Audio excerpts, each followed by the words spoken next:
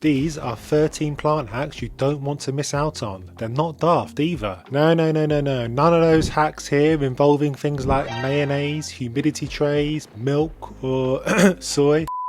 Nope, just good old honest hacks to make your plant parenting life much easier. Buckle in and enjoy the video. I see you're spraying your plant there. Is that because you got spider mites by any chance? Yes, I thought so. Look mate, don't waste your time. There's a much simpler solution. Fill a large bucket or sink with water and add a couple of drops of fairy liquid, otherwise known as Dawn dish soap in other parts of the world. Wait, you just made a video a few weeks ago telling us not to use dish soap on plants. Yes, well friend, if you were listening correctly, you'll remember I said not to use it as a long-term preventative and that you can still use it to stop an outbreak as a one-off. Can I get back to the video now? Anyway, next step is to cover the pot somehow to stop the soil coming out when you flip the plant upside down and dunk the leaves in the solution. Looks dramatic, I know, but it's the best way to get in all the nooks and crannies where the little gits will be hiding. Repeat every other day for a week and spider mites be gone. Spider mites aren't the only pest, of course. There's a fair few of the little buggers. Why, God, why? Identifying and preventing them is very tricky, but I'll encourage you to check out my online course where I've got a class all about that very thing. Have a look, link in the description.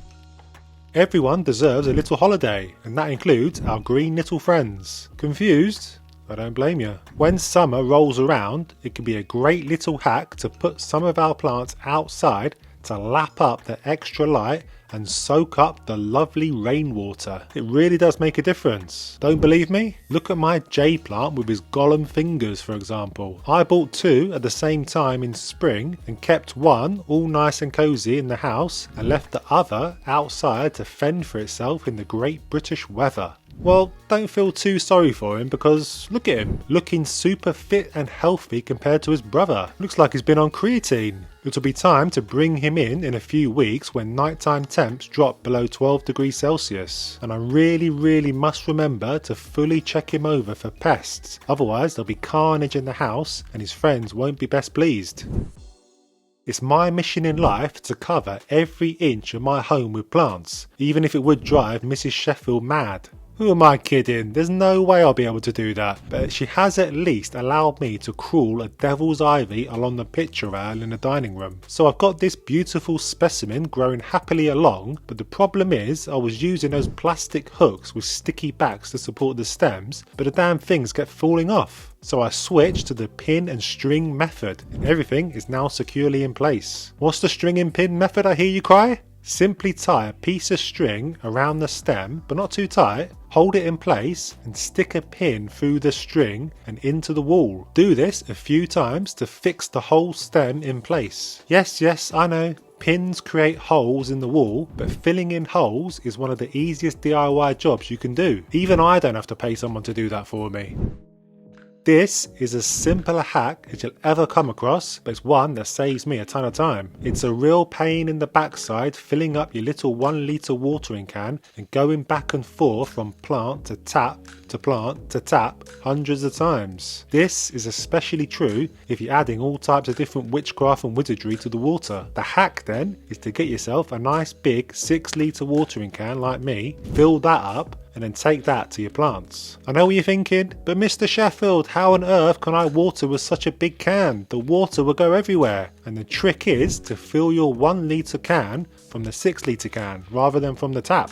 This is sounding a little confusing admittedly, but look, it's saving you 6 trips to the tap and messing around with all your bottles time and again. Make a mix for 6 litres and fill up your little watering can to avoid getting water everywhere trying to water with such a big vessel. Clear as mud? Let's move on. The problem with water propagation is choosing the right glass or jar that is just the right size. It's tricky finding that Goldilocks jar that doesn't end up with cuttings drowning in the water at the bottom. Don't relate? Well, you might like this hack anyway. Grab your jar filled with water and wrap the top with cling film. Puncture a few holes that will fit the stems of your cuttings of choice. The cuttings will be supported by the cling film and not swimming and rotting in the bottom. The extra humidity will be a cheeky added bonus too to help your cuttings root faster. Now, I'm not the crispiest leaf on the calafea. Maybe that's a good thing. Anyway, I'm just always forgetting when I last fed my plants. Was it last month? No. Last week?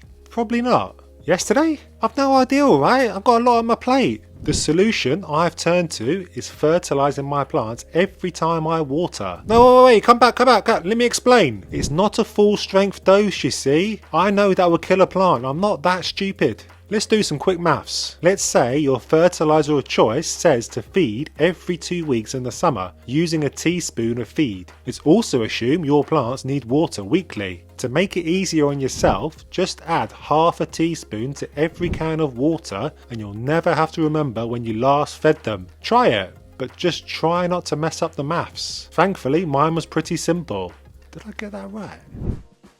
Plants are annoying in that they don't grow in the exact way you want them to. The cheek! Young ones have a tendency to flop over trying to do yoga. What are you doing? You're a plant lad! To help make his back as straight as Forrest Gump's, grab the chopstick that came with your Chinese takeaway and stick it into the soil next to the stem. Yes, I'm using fancy ones because I haven't got any disposable ones right now. Tie a piece of string around both and you've given your little green friend a Zimmer frame to stand up straight. To take it to the next level and to get climbing plants to die for, grab a tall plank of wood from your DIY store and use that as a support system. It's a good idea to start this early in the plant's life so that the plant knows it's there and grows onto it rather than you battling to tie the loose stems onto it. Look at my Adansonii. I've got it climbing up this tree leaf trellis, link in the description by the way, and the aerial roots have fully latched onto the wood. Neat, eh?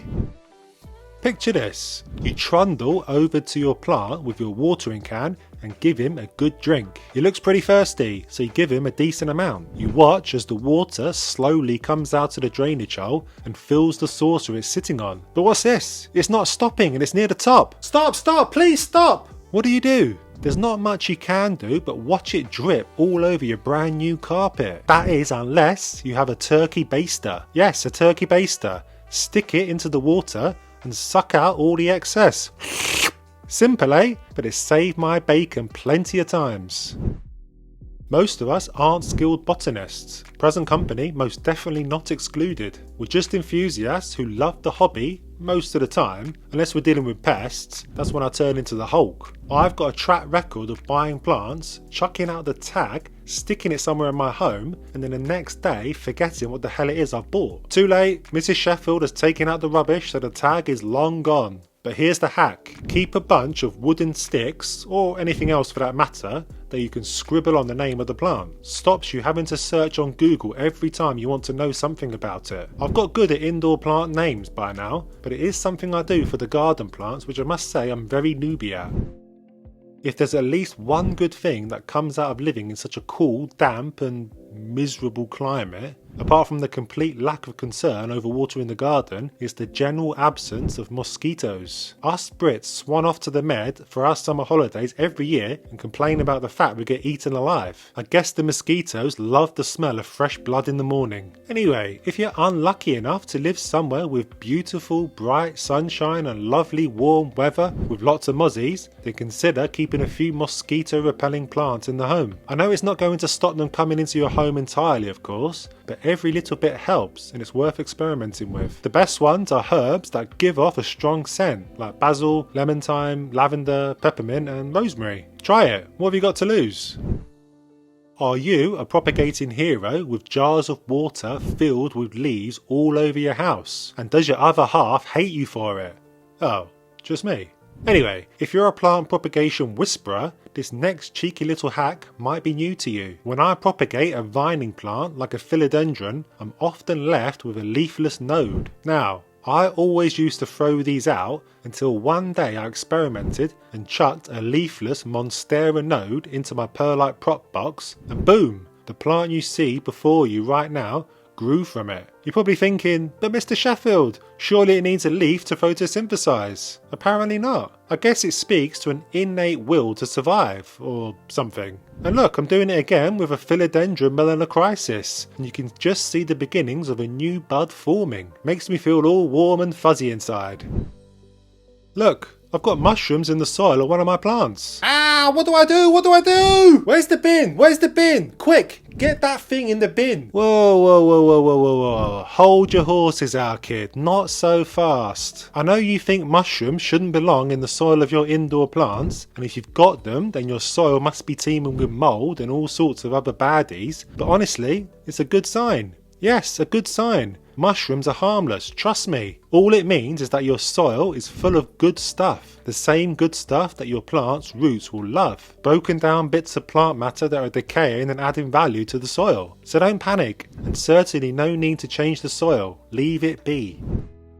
Forget dogs, meters are a plant man's best friend. If you haven't got them yet, then I highly recommend a light, humidity and moisture meter. And I've got all of them listed in my Amazon store linked below. How about that for a plug, eh? My moisture meter is my favourite thing in the world, and I've got 2 kids as well. It stops the guessing work when it comes to soil moisture. The humidity and light meter are relatively new additions for me, but I love them both. Again, no more guessing about whether a spot gets bright or low light, or high humidity or dry air. Try them if you can spare the funds. The results might just surprise you like they did me. Turns out my house is nowhere near as bright as I thought it was. And then we have self-watering stakes made from terracotta, which are a real game changer, and I talk about them in this video here, so click on the link to watch. Houseplant watering will never be the same again for you, and subscribe.